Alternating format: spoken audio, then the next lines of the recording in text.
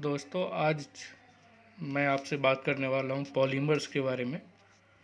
तो mostly polymers जो होते हैं, these are the simple macromolecules. तो ये सिंपल मैक्रोमोलिक्यूल्स होते हैं। हम पॉलीमर्स के चैप्टर में हम बात करेंगे introduction, classification of polymers, kinetics of polymerization, number average concept और वेट एवरेज कॉन्सेप्ट के बारे में। इसके बाद हम बात करने वाले हैं methods of molecular mass determination. तो इन सारे टॉपिक्स के बारे में इस चैप्टर में हम धीरे धीरे बात करेंगे आपसे डिटेल में काफ़ी। तो पॉलीमर्स होते क्या है? Basically what are the polymers? Polymers are a special kind of macromolecules. The word polymer come from the Greek words means poly means many and mers means parts. So poly means मतलब ऐसे, ये Greek word है। Poly मतलब होता है कई सारे, बहुत सारे, और मर्स मतलब पार्ट।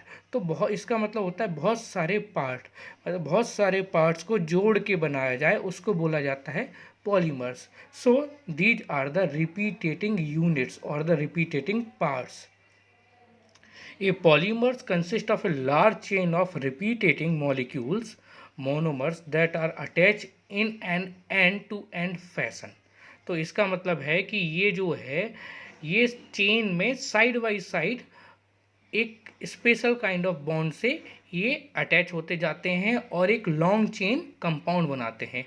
इस पे हम एग्जांपल के तहत इसको समझते हैं कि पॉलीमर्स, जैसे कि हम लोग यहाँ पे प्लास्टिक्स देखते हैं, जो पॉलीइथीन जो है, प्लास्टिक्स जो मार्केट में इजीली अवेलेबल होती हैं, हमारे जो बॉडी के अंदर पाए जाने वाला डीएनए और हमारे बॉडी के अंदर या फिर किसी भी चीज़ में पाई जाने वाली protein, these also are the example of polymers.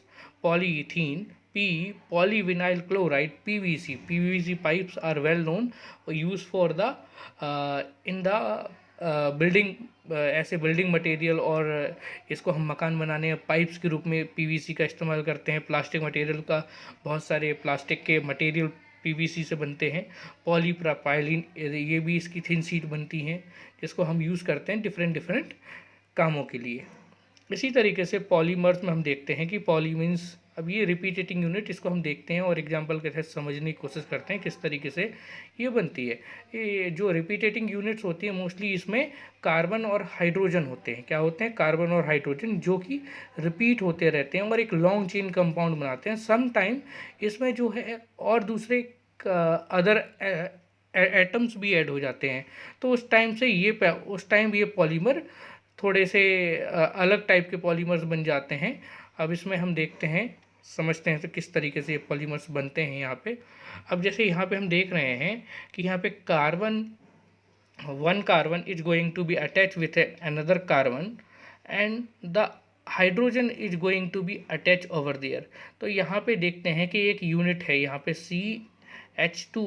CH2 की एक यूनिट है। ये एक यूनिट जो है दूसरे कार्बन से अटैच हो रही है, एक स्पेशल जो बॉन्ड बन रही है यहाँ पे, इस बॉन्ड से ये अटैच होती जा रही है। इस तरीके से एक कार्बन एक के बाद एक रिपीट होते जा रहा है और इस तरीके से लंबी चेन बनती जा रही है। समटाइम ये जो हाइड्रोजन यहाँ पे बॉन्ड्स में लगे हुए हैं, ये हाइड्रोजन एलिमिनेट हो जाते हैं और अदर एलिमेंट्स जो हैं यहाँ पे जुड़ जाते हैं। जैसे क्लोरीन यहाँ पे जुड़ गया, तो क्लोरीन जुड़ने से यहाँ पे ये पॉलीविनाइल क्लोराइड बन गया। इसी तरीके से अलग अलग टाइप के पॉलीमर्स बनते हैं। तो हम आगे भी देखेंगे और समझेंगे किस तरीके से पॉलीमर्स बन रहे हुए। अब यहाँ पे ये प्रोपाइलिन का एग्जांपल है, जहाँ पे पॉलीप्रोपाइलिन में जो है दूसरे अदर एटम्स जुड़ते हैं। आगे हम देखते हैं।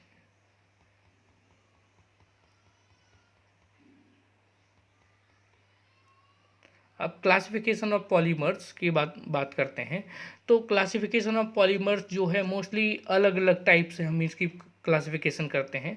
सबसे पहली क्लासिफिकेशन होती है इनकी ओरिजिन या सोर्स ऑफ ओरिजिन, मतलब ये लिए कहाँ से गए हैं।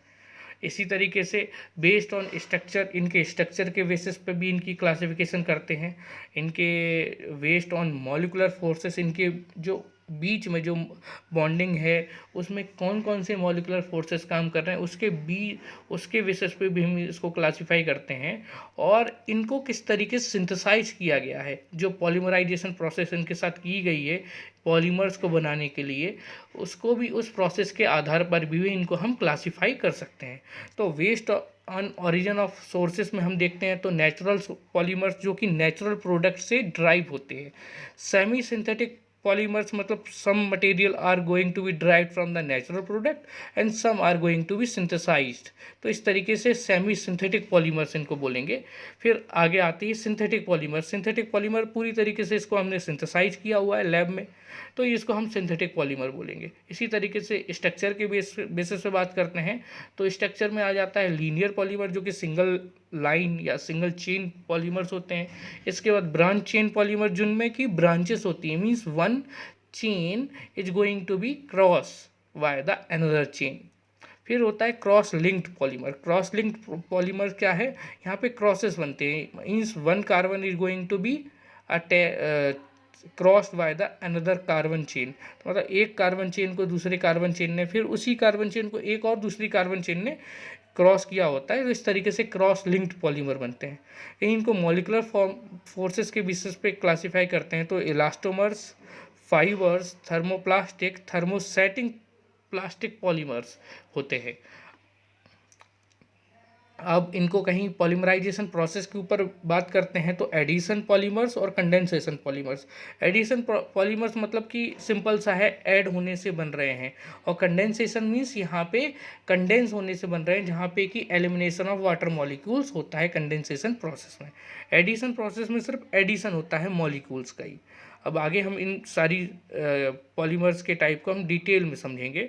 अब क्लासिफिकेशन ऑफ पॉलीमर्स जो हमने ओरिजिन ऑफ सोर्सेज के बेसिस से बात की थी, या on the basis of structure, या फिर on the basis of mode of synthesis, इन सब के बारे में हमने बात की थी। तो इसको हम थोड़ा सा डिटेल में समझने की कोशिश करते हैं कि होता क्या है ये बेसिकली। अब क्लासिफिकेशन बेस्ड ऑन ओरिजिन के बेसिस से बात करते हैं तो जो नेचुरल पॉलीमर्स हैं या सेमी सिंथेटिक पॉलीमर्स हैं या सिंथेटिक पॉलीमर्स हैं, इनके बारे में हम बात कर रहे हैं। तो नेचुरल पॉलीमर्स तो किन किन को हम नेचुरल पॉलीमर्स कहेंगे? The polymers which are isolated from natural material. Natural material से जो आइसोलेट किए जाएं, मोस्टली प्लांट से और एनिमल सोर्सेज से। मीन्स मोस्टली जो हम ड्राइव करें या फिर हम इनको आइसोलेट करें या फिर हम इनको लें तो कहाँ से लेंगे, तब इनको नेचुरल पॉलीमर्स बोलेंगे जब इनको हम ड्राइव करें प्लांट से और एनिमल सोर्सेज से। मीन्स नेचुरल सोर्सेज से इनको ड्राइव करते हैं, उस टाइम पे इनको हम नेचुरल पॉलीमर्स बोलेंगे। अब नेचुरल पॉलीमर्स को भी हम दो कैटेगरी में या फिर अलग अलग कैटेगरी में हम डिवाइड कर सकते हैं। तो ये कैटेगरीज जो है नेचुरल पॉलीमर्स की, ये किस टाइप की हैं, जो हम क्लासिफाई करते हैं नेचुरल पॉलीमर्स को स्ट्रक्चर के बेसिस पे। तो उसमें पॉलीसेक्राइड्स आते हैं, पॉलीपेप्टाइड्स एंड प्रोटीन्स आते हैं, पॉलीन्यूक्लियोटाइड्स आते हैं, और इसके बाद से इनको पॉली ईस्टर्स आते हैं। अब जो पॉलीसेक्राइड्स होते हैं ये सिंपल हमारे पॉलीमर्स होते हैं, जिसमें कि सेलुलोज, एलिगिनेट, डेक्सट्रेन, सिटोसेन एंड पॉल्यूलेन, ये सारी चीज़ें आती हैं पॉलीसेक्राइड्स। मीन्स ये सिंपल शुगर होते हैं, शुगर काइंड ऑफ मॉलिक्यूल्स होते हैं। अब सेलुलोज मीठा तो नहीं होता, पर that is a basic structure, follow the basic structures of single chain polymers. अब इसके बाद से हम बात करते हैं हम जिलेटिन की, या एल्बुमिन की, या लेक्सिटिन की, लेगुमिन की। These are the polymers which in which the amino acid contain और the amine group is also भी दिया। तो यहाँ पे अमाइन ग्रुप या प्रोटीन ग्रुप भी अवेलेबल होता है इनमें। पॉलीन्यूक्लियोटाइड जिसमें कि nucleic acids, multiple nucleic acid such as जो हमारे डीएनए में पाए जाने वाले न्यूक्लिक एसिड हैं, सच एज द हमारे साइटोसिन, एडेनोसिन, इसके बाद से थाइमीन, ग्यूनिन, ये सब पाए जाते हैं। इसी तरीके से आरएनए भी पाए जाते हैं। तो ये सारे जो हैं डीएनए और आरएनए पाए जाते हैं। पॉलीस्टर्स जो हैं ये पॉलीहाइड्रोक्सिलेट अल्कनेट जो हैं, ये मीन्स यहाँ पे ईस्टर ग्रुप इन पॉलीमर्स में जुड़ा होता है। आगे बात करते हैं हम। आगे बढ़ते हैं तो पॉलीसैकेराइड्स बेसिकली होते क्या है। जैसा कि मैंने कहा था, ये स्टार्च या फिर सिंपल मॉलिक्यूलर चेन होते हैं जिसमें कि स्टार्च और सेलुलोज है इसके कॉमन एग्जांपल पॉलीसैकेराइड्स के। ये डेरिवेटिव्स होते हैं, they are the polymers of the glucose, means simple glucose के आपके सिंपल शुगर जो इसको बोलते हैं हम बेसिक शुगर ग्लूकोज जो है उसके डेरिवेटिव्स होते हैं। Starch is chief food reserve of plants, जो मोस्टली जो प्लांट्स अपना भोजन या फिर फूड रिजर्व करके रखते हैं जिस फॉर्म में, वो स्टार्च है। उस स्टार्च जो है it is also a known to be as a simple polysaccharide. ये सिंपल पॉलीसेकेराइड है। और ये स्टार्च का हम देखते हैं, यहाँ पे स्टार्च का स्ट्रक्चर देखते हैं तो यहाँ पे आपकी पेंटोज शुगर मीन्स सिंपलेन जो है ग्लूकोज मॉलिक्यूल है, one glucose molecule is going to be attach with a oxygen bond which is going to be attach another glucose, sorry, another glucose molecule. So one glucose is going to attach with the another and there is a formation of long chain. तो यहाँ पे लंबी chain का formation चल रहा है जिससे कि लंबी चेन बनती जा रही है। इसी तरीके से हम आगे देखते हैं कि सेलुलोज का स्ट्रक्चर। तो सेलुलोज में थोड़ा सा बेसिक स्ट्रक्चर में हल्का फुल्का चेंज है, बाकी तो सारी चीज़ें सेम है।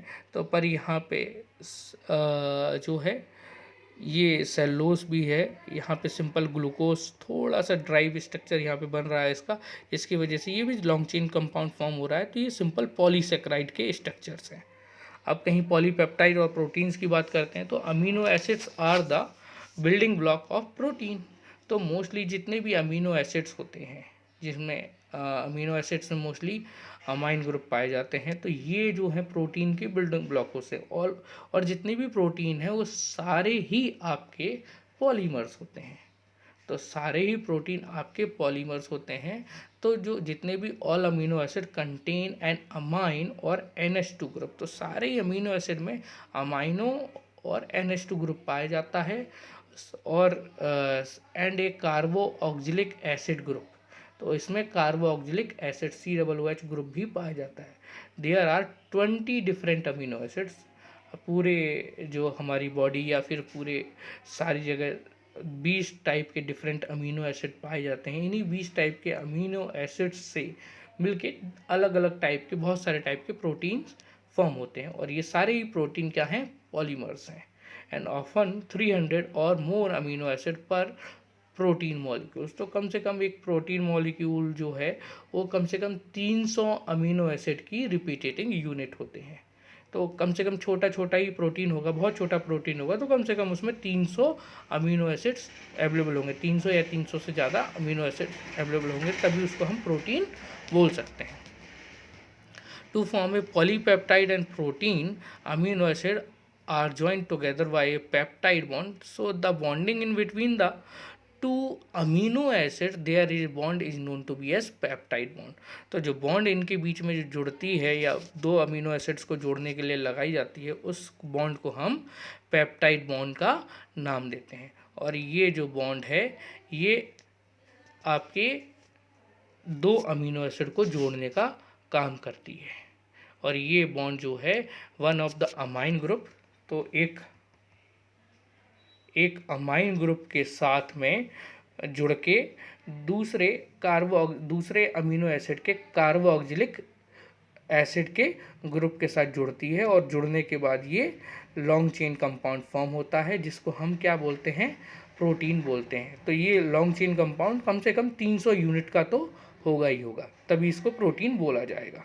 और जब ये प्रोटीन की फॉर्मेशन होती है तो हमेशा ही one of the bond peptide bond से यहाँ पे जब अटैचमेंट होगा, पेप्टाइड बॉन्ड बनेगी तो one of the H2O molecule means water molecule is going to be eliminated out. तो यहाँ पे वाटर मॉलिक्यूल एलिमिनेट होगा।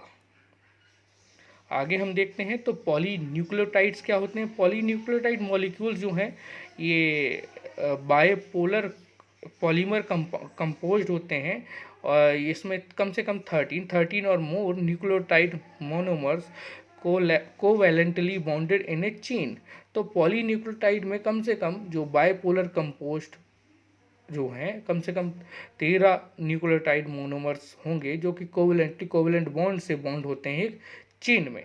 तो पॉलीन्यूक्लियोटाइड जिसमें कि DNA deoxyribonucleic acid और RNA ribonucleic acids, these are the common example of polynucleotide. DNA और RNA जो हैं ये कॉमन एग्जाम्पल हैं।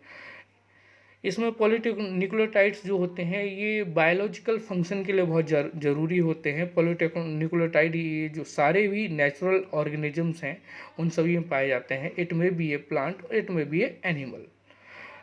विदिन ए डीएनए और RNA molecule what are going to be found. तो यहाँ पे डीएनए और आरएनए मॉलिक्यूल्स में क्या क्या पाया जाता है इसके हम बेसिक स्ट्रक्चर के को हम थोड़ा सा देखते हैं। तो जब हम बेसिक स्ट्रक्चर में जाते हैं डीएनए के, तो हम यहाँ पे देखते हैं कि nucleotide join together to form a polymer. तो न्यूक्लियोटाइड जब ज्वाइन होता है एक दूसरे के साथ में तो पॉलीमर फॉर्म करता है और उसी पॉलीमर को हम पॉलीन्यूक्लियोटाइड्स बोलते हैं। अब पॉलीन्यूक्लियोटाइड की बेसिक फंक्शंस क्या होते हैं, यहाँ पे शुगर फॉस्फेट बैकबोन पाया जाता है। यहाँ पे शुगर और फॉस्फेट, जो यहाँ पे फॉस्फेट मॉलिक्यूल है and one of the sugar molecule is there, means simple glucose molecule is there that is going to be attached with the nucleotide. यहाँ पे एक न्यूक्लियोटाइड से अटैच होता है और ये यहाँ पे अटैच होके ये क्या बनाता है, एक लॉन्ग चेन कंपाउंड बनाता है।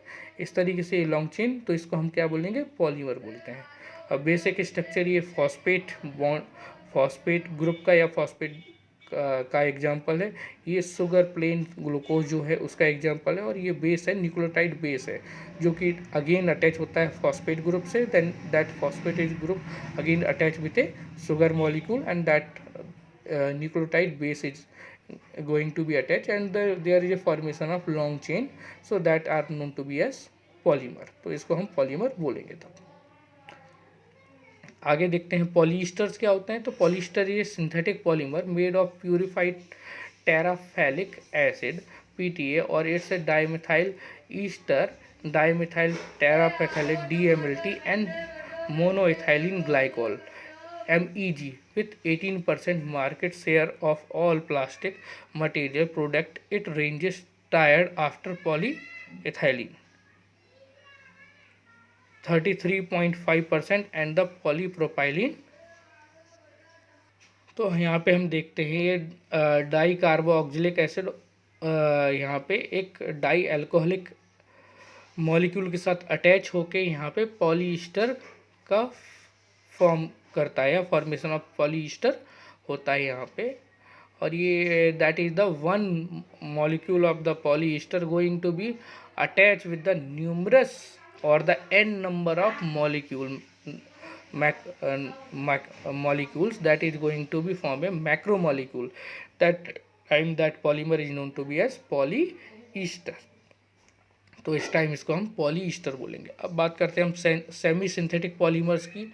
तो सेमी सिंथेटिक पॉलीमर जो हैं these are the obtained by simple chemicals treated by natural polymer to improve their physical properties like lustrous nature, tensile strength are called semi synthetic polymers। तो यहाँ पे हम कहीं देखते हैं कि कुछ ऐसे मटेरियल होते हैं जो नेचुरली अवेलेबल तो हैं पर उनमें इतनी स्ट्रेंथ नहीं है या फिर उनकी स्ट्रेंथ को हमें डेवलप करना है, तो उस टाइम पे हम सेमी सिंथेटिक पॉलीमर्स का इस्तेमाल करते हैं। तो सेमी सिंथेटिक पॉलीमर्स जो कि नेचुरल पॉलीमर्स को हम केमिकली ट्रीट करते हैं, उनकी हम इम्प्रूव फिजिकल प्रॉपर्टीज़ को, केमिकल प्रॉपर्टीज़ को इम्प्रूव करने के लिए केमिकल से ट्रीट करते हैं और इनको हम lustrous nature, tensile strength means इनकी स्ट्रेंथ को बढ़ाने के लिए, इलास्टिसिटी को बढ़ाने के लिए केमिकल से ट्रीट करते हैं। इसमें एग्जांपल के तौर पे सेल्लोस एसीटेट, सेल्लोस नाइट्रेट। तो ये बैंगल्स वगैरह ये सब चीज़ें बनाने के लिए या फिर प्लास्टिक मटेरियल, बहुत टेंसाइल स्ट्रेंथ के प्लास्टिक मटेरियल बनाने हैं या फिर हमें फ्रेम्स बनानी है चश्मे वगैरह की, गॉगल्स वगैरह की, जो कि बहुत ज़्यादा नॉन ब्रेकेबल हमें आइटम्स बनाने हैं, तो हम इस टाइप से इनका इस्तेमाल करते हैं। इसके बाद हम बात करते हैं सिंथेटिक पॉलीमर्स की। सिंथेटिक पॉलीमर्स जो होते हैं ये बेसिकली जो पॉलीमर्स हैं जो कि हम लेबोरेटरी में बनाते हैं, पूरी तरीके से लेबोरेटरी में सिंथेसाइज करते हैं, उन पॉलीमर्स को हम सिंथेटिक पॉलीमर्स बोलते हैं। These are also known to be as man made polymers. इसके एग्जाम्पल है polyethylene, polystyrene, Teflon, PVC, synthetic rubber, nylon, Bakelite, Orlon, polyester, terylene, ETC. तो these are the basic different kind of examples. polyethylene or polyethene, these are the simple CH2. CH2 is going to be attached another CH2, so that is a formation of long chain compound, so that is known to be as polyethene. इसी तरीके से हम देखते हैं कि हम बहुत सारे जो हैं सिंथेटिक पॉलीमर्स हम मार्केट में देखते हैं, और ये सिंथेटिक पॉलीमर्स हाई स्ट्रेंथ के होते हैं। इनको इजीली ब्रेकेबल नहीं होते, ये काफ़ी स्ट्रेंथ इनकी ज़्यादा होती है, इसलिए हम इन सब चीज़ों का इस्तेमाल करते हैं। पॉलीविनाइलिन क्लोराइड, सिंथेटिक रबर, ब्यूनाइस, ब्यूनाइन, ये 2 टाइप की रबर भी हम यूज़ करते हैं। तो these are the some simple kind of nylon, bakelites. Nylon आप सभी लोगों ने देखा होगा, नायलॉन की रस्सियाँ इस्तेमाल करते हैं। बैकेलाइट जो है non breakable handles of the cooker. ये सारी चीज़ें जो हैं these are the known to be as synthetic polymers. यहाँ पे सिंथेटिक पॉलीमर्स के कुछ एग्जांपल आपको दिख रहे होंगे, जिसमें वाटर बोटल्स हैं, नॉन ब्रेकेबल प्लास्टिक्स हैं। इसके बाद से हम देखते हैं some of the hard plastics material are there. कुछ यहाँ पे some of the very fine plastic material is there. तो इस तरीके से हम देखते हैं different kind of product which are going to made which having the high tensile strength. तो इन सब को हम बनाने के लिए सिंथेटिक पॉलीमर्स का इस्तेमाल करते हैं।